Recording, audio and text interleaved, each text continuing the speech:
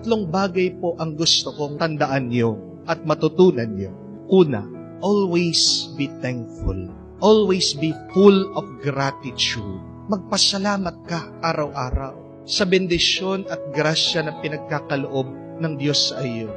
Thank God always for everything, even for small things, and even for our sufferings.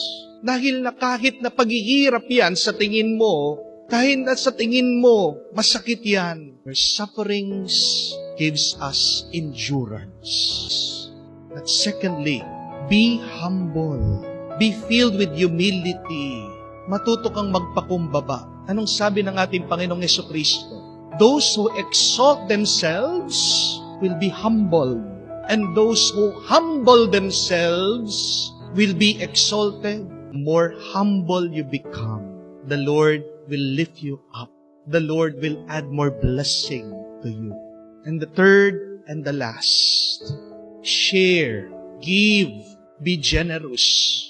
You give, the more that you receive. Do not give, you will lose it. Use it, it will multiply.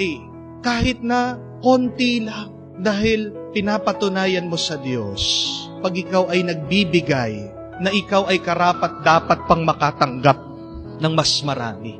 Ang binibigyan ng Diyos ay yung nakikita niyang makakatulong din sa iba. Share, be generous. Ask yourself this question. Am I worthy for God's blessing? Kumusta na yung mga tinanggap kong bendisyon sa Diyos? Do you want more blessing? Ayan po yung susi. Salamat ka, magpakumbaba ka, at magbigay ka. Makikita mo, makakatanggap ka. Siksik, liglig, umaapaw.